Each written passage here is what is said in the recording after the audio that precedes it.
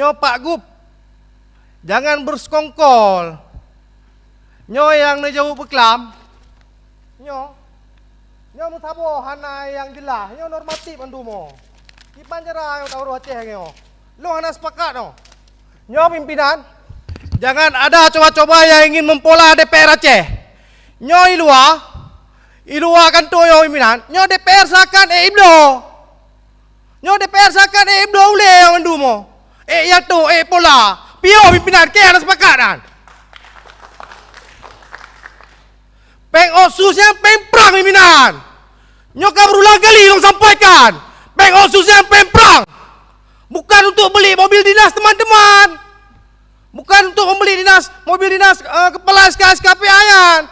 Hana rohi memprang ayan. Nyawa awak korban konflik. Anak-anak syuhada. Rumah dua wafat acu. Wes tapel tablo lele dah pegot. Nyo putra ayo Aceh. Nyo cukup terkendala yo. Nyo besakan dan sekongkol yo untuk merampok uang rakyat Aceh. Nyo anjir pimpinan. Lo melawan keras yo pimpinan. Jika petugas parkir adu jotos karena merebut lahan itu biasa. Tapi apa jadinya bila wakil rakyat yang terhormat mempertontonkan aksi kaki lima tersebut? Tentu tak elok. Namun apalah cur, peristiwa miris itu pula yang terjadi Jumat malam 20 Agustus 2021 di gedung DPR Aceh di Banda Aceh. Ketiga anggota DPR Aceh yaitu Safrizal atau Gam-Gam dari fraksi Partai PNA, Tantawi dari fraksi Demokrat, dan Zulfadli dari fraksi Partai Aceh mensajikan tontonan menarik bagi sesama anggota DPR Aceh serta undangan yang hadir lainnya, termasuk para awak media. Peristiwa tadi terjadi di depan musola gedung Parlemen Aceh. Cerita ini bermula saat Gam-Gam merasa kecewa terhadap Safrizal yang menginterupsi Tengku Haidar dari fraksi PNA saat menyampaikan laporan fraksi terhadap penyampaian pendapat fraksi rancangan pertanggungjawaban APBA 2020. Namun, interupsi tersebut sempat dihalau oleh M. Reza Valevi Kirani, rekan satu fraksi dan partai Tengku Haidar. Saya juga Bapak termasuk orang yang mempengaruhi rakyat Aceh. Waktu Bapak pimpinan, mohon pimpinan diarahkan karena PKS masih satu fraksi. Kesempatan pena hari ini bisa Demokrat kami tidak instruksi.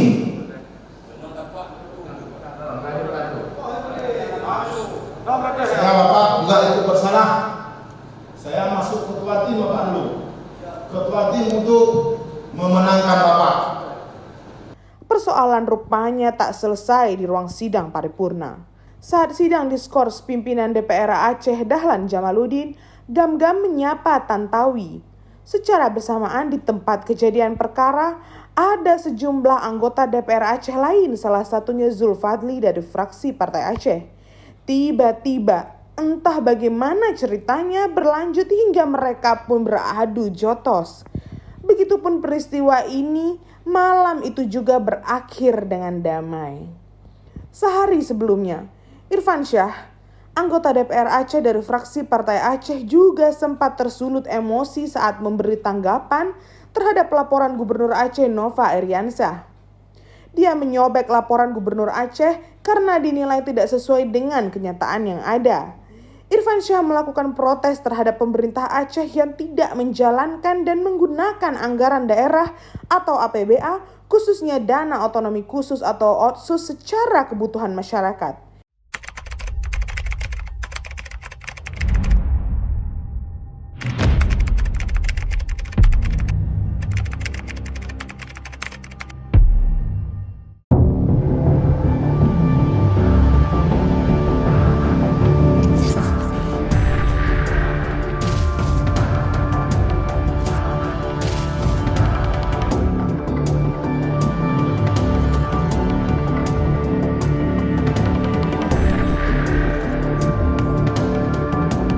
Baca modus baru lurus. Tak ada teman dan tak ada kawan abadi dalam politik. Yang ada hanya kepentingan. Agaknya potret itulah yang kini terjadi di gedung DPR Aceh terkait laporan pertanggungjawaban atau LPJ APBA tahun 2020. Walau Badan Anggaran Dewan Perwakilan Rakyat Aceh tidak dapat menyetujui laporan pertanggungjawaban tersebut, Anggaran Pendapatan dan Belanja Aceh atau APBA tahun 2020 karena dinilai banyak kegiatan yang tidak tepat sasaran. Namun suara tersebut ternyata tidak bulat.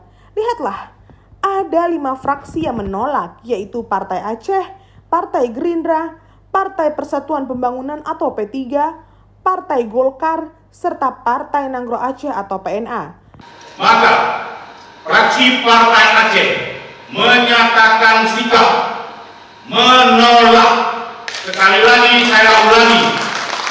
Maka fraksi Partai Aceh menyatakan sikap menolak pengesahan rancangan kanun Aceh tentang pertanggungjawaban pelaksanaan anggaran pendapatan dan belanja Aceh tahun anggaran 2020 untuk disahkan menjadi kanun.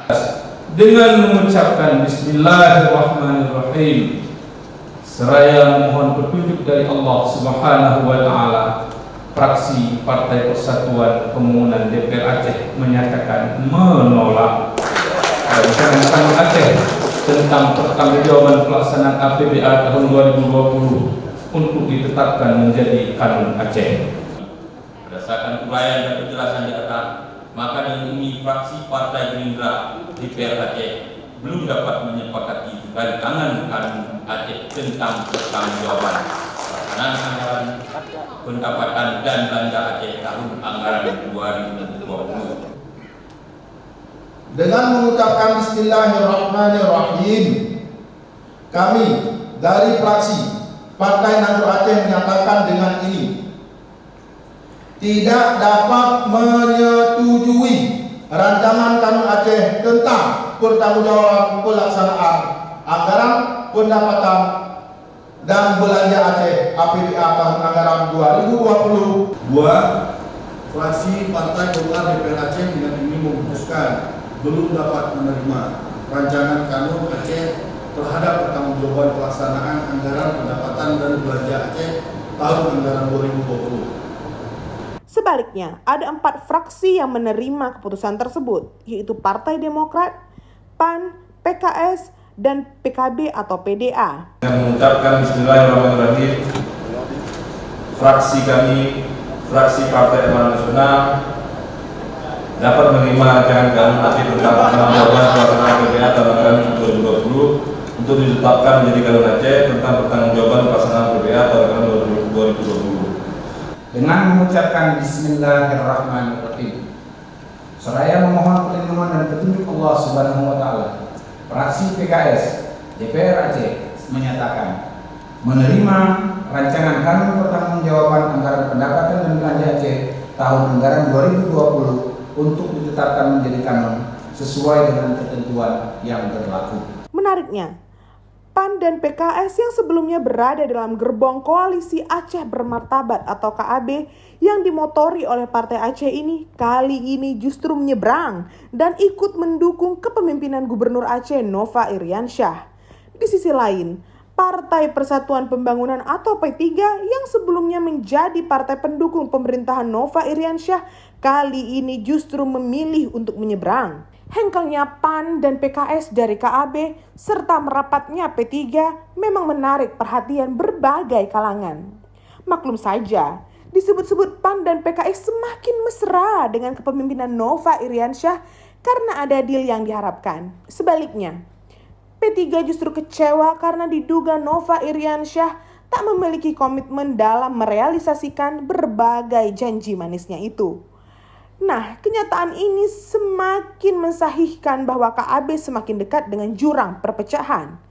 Bila sebelumnya mereka memiliki 56 anggota, andai PAN dan PKS memilih pisah, maka akan menjadi 52 anggota walaupun Golkar dan PKB ikut bergabung. Aminah dan Huwaidi Johan melaporkan.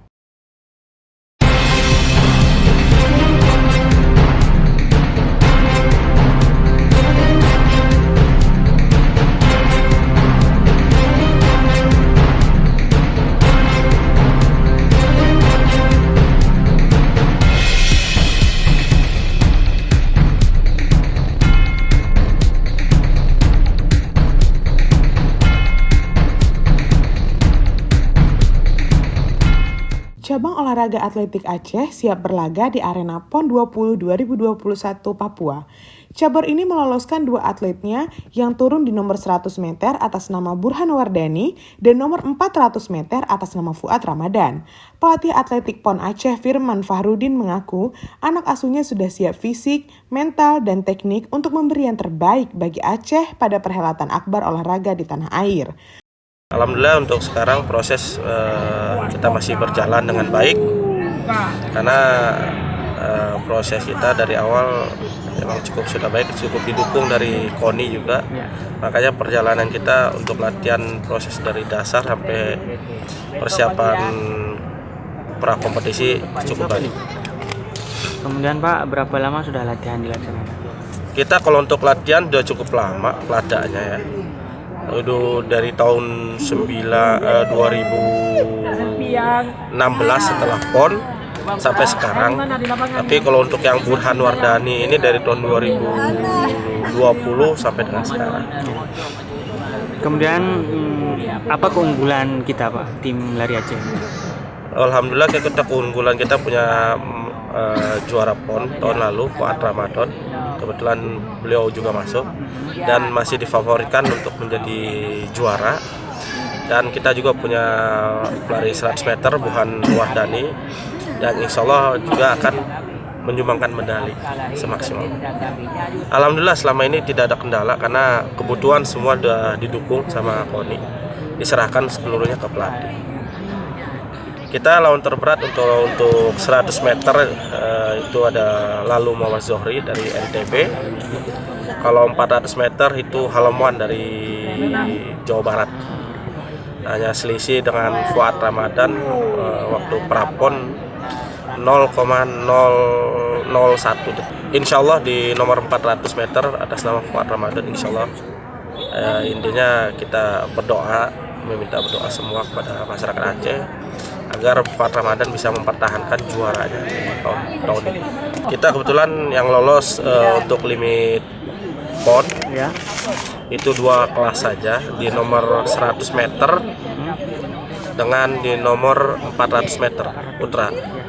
Kalau 100 meter putra Burhan Wardani, 400 meter putra Fuad Ramadan. Firman mengaku hingga kini pihaknya dan atlet tidak mengalami kendala apapun selama proses persiapan dan latihan, sebab KONI Aceh telah memfasilitasi segala kebutuhan seperti vitamin dan perlengkapan latihan lainnya. Begitupun nama Muhammad Zohri, atlet asal NTB, diakui Firman sebagai lawan terberat atletik Aceh di nomor 100 meter, sebab Zahri merupakan atlet Indonesia yang berlaga di ajang Olimpiade. Sementara untuk nomor 400 meter, Halamuan dari Jawa Barat menjadi lawan terberatnya.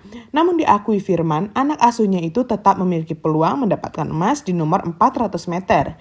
Ia berharap doa dari masyarakat Aceh agar kedua atletnya berhasil meraih prestasi di PON Papua mendatang. Huwaidi Johan melaporkan. Cabang olahraga Anggar membidik 1 emas di nomor floret. Cabang olahraga ini telah mempersiapkan diri menuju PON 20 Papua sejak Februari 2020. Karena PON diundur, maka durasi waktu latihan diperpanjang hingga 2021. Karena proses latihan dan persiapan yang terus-menerus itulah, pelatih Anggar Aceh, Sofian, yakin atlet binaannya mampu memberi minimal meraih 1 medali emas di nomor floret.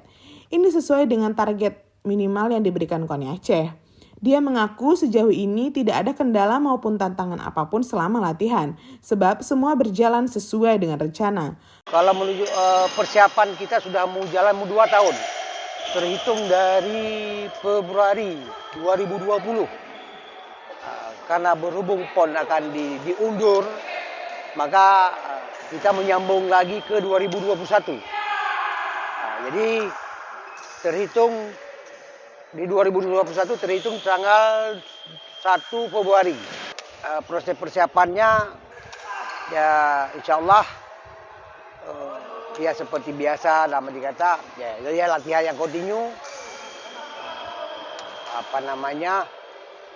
ya sesuai, apalagi KONI targetkan 1 medali emas untuk cabang olahraga Anggar khususnya floret.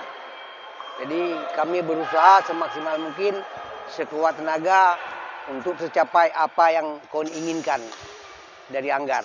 Keunggulannya karena kita ngambil dari dasar prapon. Jadi prapon kemarin kita 1 medali emas dan 1 medali perak. Seharusnya kita bisa dapat 2 emas. Kebetulan ada kawan kita yang cedera kaki.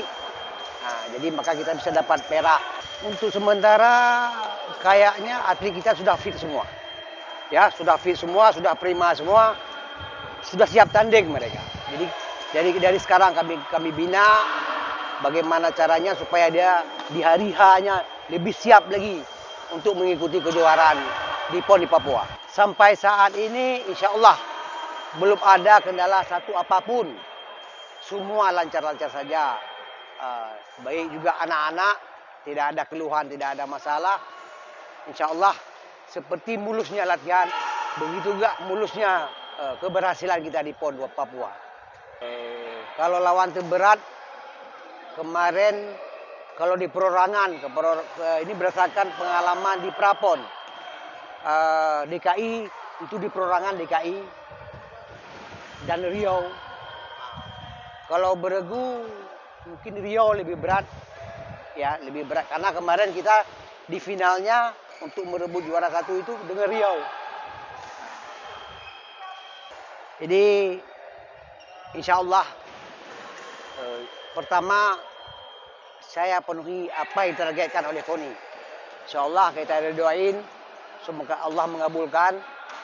Satu, yang kedua, dan saya sebagai pelatih, saya punya target tersendiri yang nggak bisa diungkap. Begitupun Sofyan mengaku tim DKI Jakarta menjadi lawan terberat di nomor perorangan dan Riau di nomor beregu. Cabur Anggar mengirim 8 atlet terbaiknya, yaitu Zaidil Al-Mukadim, Yudi Anggara Putra, dan Ervan Tona untuk nomor floret putra, Muhammad Dimas Mahendra, Saidil Nanda Mulkan, Umi Nadra, dan Elvanda Cantika Putri di nomor sabel, sementara Odi Samara di nomor degen. Aminah melaporkan.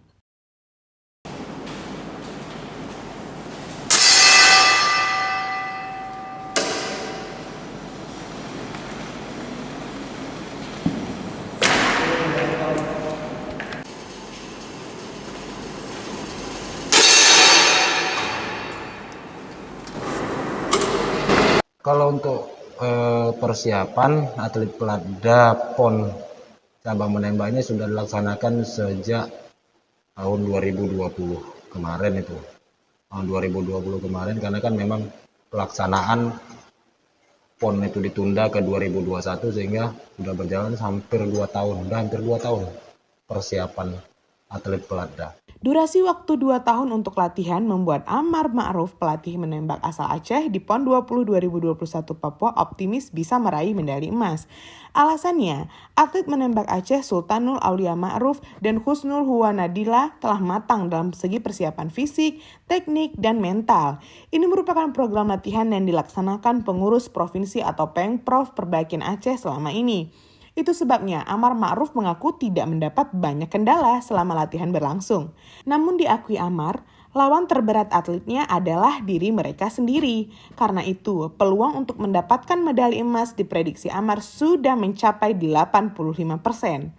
Kata Amar, dirinya tidak memiliki strategi khusus, namun tetap melaksanakan latihan khusus seperti mental dan kekuatan dalam menembak. Amar berharap doa serta dukungan KONI Aceh serta Pengprov Perbakin Aceh agar atletnya mampu memberi yang terbaik bagi bumi Serambi Mekah. Ya dimulai dari persiapan fisik atlet, persiapan teknik, sampai dengan persiapan mentalnya. Memang itu sudah dalam program latihan yang kita buat. 80-90% insya Allah ada harapan. Untuk meraih medali lah di PON ini, peluang itu tetap ada. Apakah ada strategi untuk persiapan untuk melawan? Kalau strategi khusus tidak ada, namun ada beberapa yang memang kita persiapkan di akhir-akhir Peladda ini menjelang keberangkatan. Memang kita persiapkan khususnya mental atlet, khusus kita latihkan mental atlet untuk dia siap untuk menjadi seorang juara. Menurut Amar, Nomor 10 meter air pistol mix menjadi kekuatan dan unggulan tim atlet menembak Aceh. Ini sejalan dengan target KONI Aceh agar cabur ini meraih medali emas. Untuk PON 20 2021 di Papua, Aceh meloloskan 7 nomor yaitu 10 meter air rifle putri, 10 meter air rifle putri tim, 10 meter air pistol putra, 10 meter air pistol putri, 10 meter air pistol campur atau ganda, dan 25 meter pistol putri serta 50 meter pistol putra. Aminah melaporkan. Nah, kalau proses latihan kami sudah sejak 4 tahun yang lalu. Kalau yang sudah kami persiapkan itu ya latihan fisik, teknik. Kalau 4 tahun lalu kami masih bisa latihan keluar, kami bisa tryout keluar, ikut event kemana-mana. Cuman saat ini ya kondisi COVID ya beginilah. Untuk pertama kali, cabang olahraga sepatu roda tampil di PON 20 2021 pada tanggal 2 hingga 13 Oktober 2021 di Papua mendatang. Cabur ini lolos dengan status wild card atau jatah khusus. Itu sebabnya, walau telah 4 tahun melakukan latihan fisik dan teknik, cabur tersebut agak berat mematok target prestasi di bumi Cendrawasih. Pelatih sepatu roda Aceh untuk PON Papua Ramlan Awaludin mengaku, lawan terberat cabur ini adalah DKI dan Jawa Timur. Begitupun Ramlan yakin, kedua atletnya Atian yang turun di nomor jarak menengah 400 hingga 500 meter atau 42 km, serta Jihan yang berlaga di nomor jarak pendek split yaitu 200 sampai 300 meter atau 42 km berjuang meraih medali emas di PON Papua, terutama di nomor jarak pendek. Kekuatannya satu, usianya masih salah satu, yang satu orang yang si Atian itu masih sangat muda. Dia juga sangat kuat di jarak pendek sebenarnya. Kalau kendala sejak 4 tahun lalu sebenarnya kendalanya itu cuma tempat latihan sebenarnya. Tidak ada tempat atau venue khusus sepatu roda yang tempat latihan, itu aja sih. Kendala terbesar cuma itu, kalau yang lain-lain sih bukan kendala sebenarnya. Lawan terberat yang sudah terpetakan itu Jatim dan DKI sebenarnya. DKI dan Jawa Timur. Peluang di PON Papua dengan latihan keras kami, insya Allah peluang besar memang yang saya persiapkan memang di jarak pendek, insya Allah peluang untuk medalinya sangat besar di situ. Strateginya sih strategi khusus tidak ada. Kami cuma latihan lebih keras. Saya juga rutin memantau kekuatan daerah-daerah lain, itu aja sih. Ada dua orang. Untuk nomor yang mereka mainkan itu dua-duanya main sebenarnya di jarak pendek, satu di jarak menengah, di 200, 300, 500 dan 1000. Dan satu jarak panjangnya itu di maraton 42 km, Mbak. Dua-duanya main di sana. Harapan terbesarnya memang bawa pulang medali di PON Papua nanti. Harapan saya sebagai pelaku olahraga di sepatu roda sebenarnya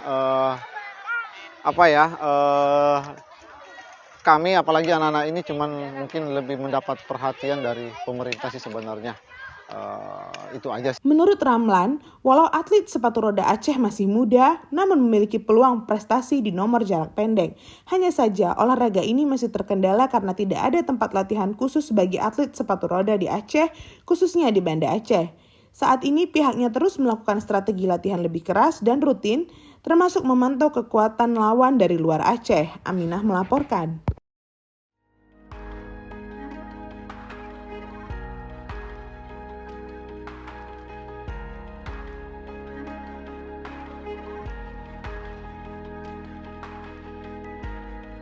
Assalamualaikum warahmatullahi wabarakatuh. Sahabat Sisi Lain, berbagai fakta, data, dan peristiwa terjadi. Media mainstream, bahkan media sosial, melihatnya dari satu sudut, tapi kami mengungkapnya dari sudut yang berbeda. Ikuti Sisi Lain di channel YouTube Saleh Abdullah.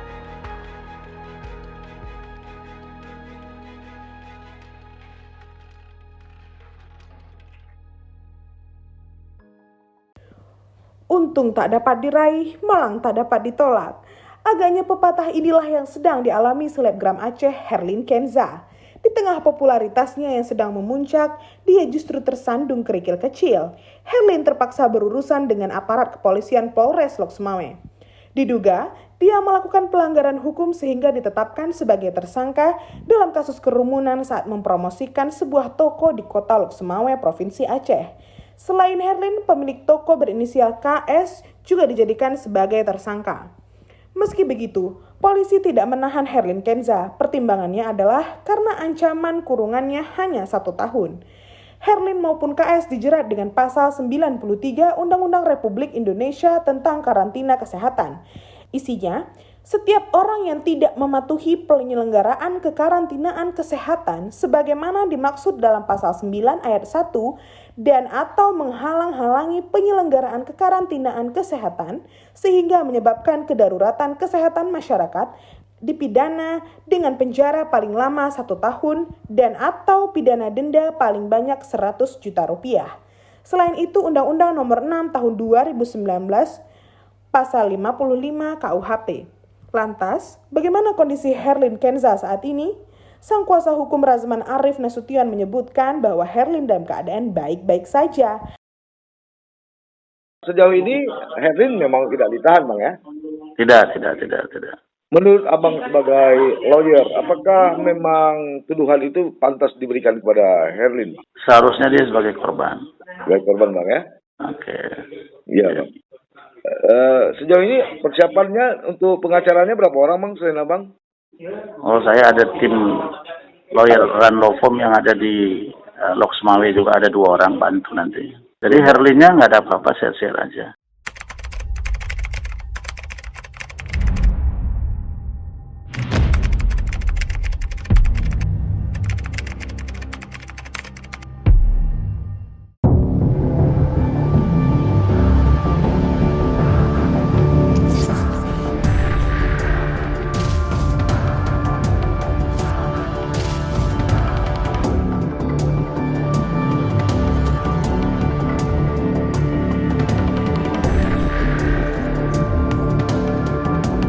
Baca modus baru lurus.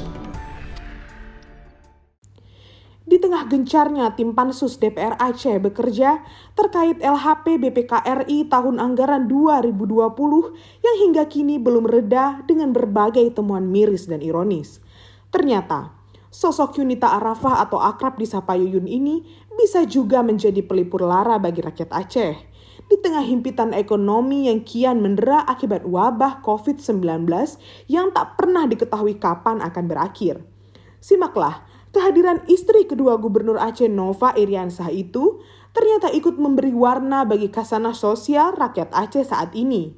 Ketertarikan publik di Aceh untuk mengikuti berbagai informasi tentang perempuan berusia 40 tahun itu dibuktikan dengan tingginya perhatian netizen melalui laman modusaceh.co yang menduduki rating tertinggi atau berita terpopuler selama 2 pekan berturut-turut. Ini bukan tanpa sebab. Diduga Yuyun telah melakukan berbagai kejanggalan di balik surat pengunduran dirinya sebagai pegawai negeri sipil atau PNS dengan status dosen di Universitas Syah Kuala atau USK Banda Aceh. Misalnya, Yuyun langsung mengajukan surat pengunduran diri kepada Kemenristek Dikti Republik Indonesia di Jakarta tanggal 12 Juli 2020 tanpa menempuh hierarki normal, sesuai dengan Peraturan Pemerintah Republik Indonesia Nomor 11 Tahun 2017 tentang Manajemen Pegawai Negeri Sipil. Padahal, sesuai dengan PP tadi, mekanisme pengunduran diri Yuyun harus melalui ketua jurusan, dekan fakultas, hingga rektor USK. Artinya, tidak langsung kepada menteri, inilah yang janggal.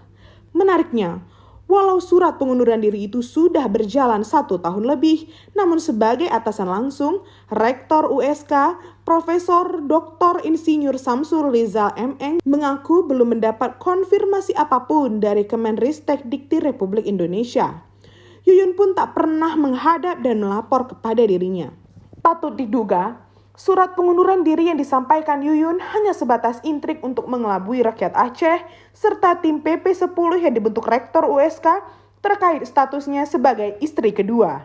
Sesuai Surat Edaran Pemerintah Nomor 48 Tahun 1990 tentang izin perkawinan dan perceraian bagi pegawai negeri sipil, di sana jelas ditegaskan PNS wanita tidak diizinkan menjadi istri kedua atau ketiga atau bahkan yang keempat.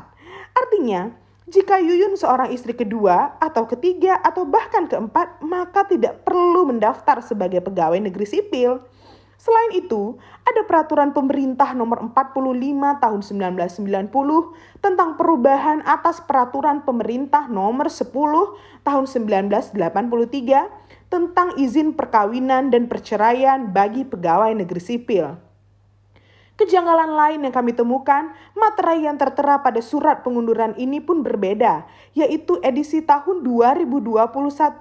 Sementara pada tahun 2020, materai tersebut belum diberlakukan secara resmi oleh pemerintah. Sayangnya, berbagai upaya konfirmasi yang dilakukan tim Modus Aceh selalu gagal, baik kepada Yuyun pribadi maupun kepada Biro Humas dan Protokol Setda Aceh. Kenapa?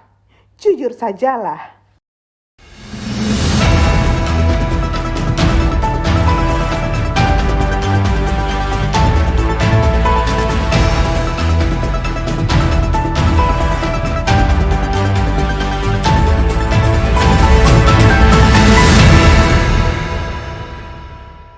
Jangan lupa like, komen, dan subscribe.